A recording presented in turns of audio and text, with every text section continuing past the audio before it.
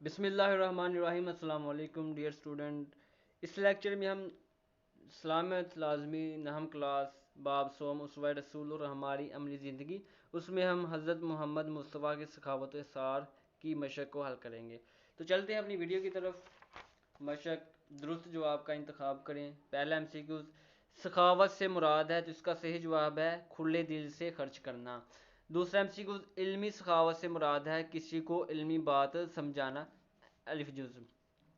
تیسرا M C Qs ہے یتیموں کی پرورش کرنا اور عوامی فلاح و بہبود کے کام انجام دینا کہلاتا ہے تو اس کا جواب ہے بے، سخاوت و اثار۔ چوتھا ایم سی کیوز ہے انصاری میزبان نے مہمان کے ساتھ کیا سلوک کیا تو اس کا جواب ہے الف، خود بھوکے رہے اور اس کو کھلایا۔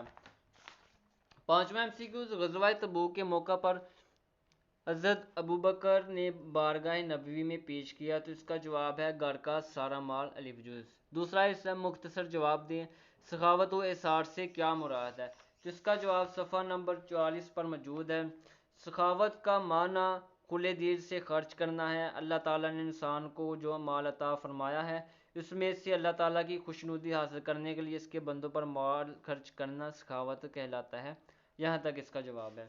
دوسرا شارٹ کویسچن، سخاوت کی اہمیت کے بارے میں اللہ تعالیٰ کا ایک فرمان بیان کریں تو اس کا جواب صفحہ نمبر 44 پر موجود ہے۔ اللہ تعالیٰ نے اثار کرنے والے لوگوں کو کامیاب قرار دیتے ہوئے ارشاد فرمایا اور وہ اپنے آپ پر ترجیح دیتے ہیں اگرچہ خود انہیں شدید حاجت ہو۔ یہاں تک اس کا جواب ہے۔ تیسرا شارٹ کویسچن ہے انصاری صحابی کو نبی کریم نے مہمان کے متعلق کیا ارشاد فرمایا تو اس کا جواب ہے صفحہ نمبر 45، آپ نے فرمایا تم نے جس طرح رات کو اپنے مہمان کی ضیافت کی ہے اس سے اللہ بہت خوش ہوا ہے۔ یہاں تک تیسرے سوال کا جواب ہے۔ چوتھا شارٹ کویسچن، سخاوت کی مالی، بدنی اور علمی صورتوں کی وضاحت کریں جس کا جواب صفحہ نمبر 44 پر موجود ہے۔ یہاں سے شروع ہوگا۔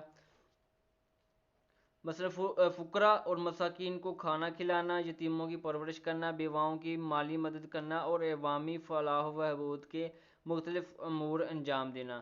اس کے بعد آپ لوگ یہاں سے شروع کریں گے۔ علم کی بات اس شخص کو بتانا جو واقف نہیں، یہ علمی سخاوت ہے۔ بی کی جگہ آپ لکھیں گے علمی سخاوت ہے۔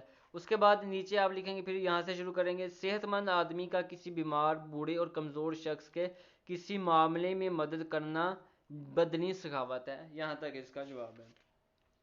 پانچواں سوال، غزوہ تبوک کے موقع پر حضرت عثمان نے کتنا مال نبی کریم کی خدمت میں پیش کیا تو اس کا جواب ہے صفحہ نمبر 46 پر موجود ہے۔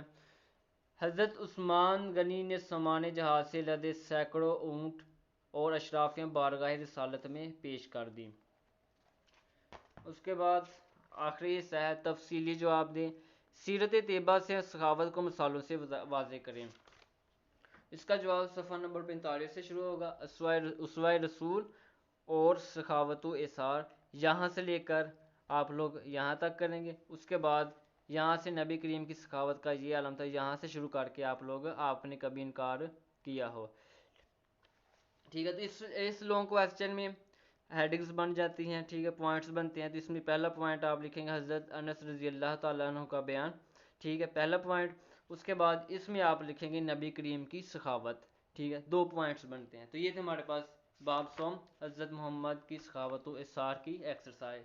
اس سے اگلے ویڈیو میں ہم اگلے لیکچر کے ساتھ ملیں گے۔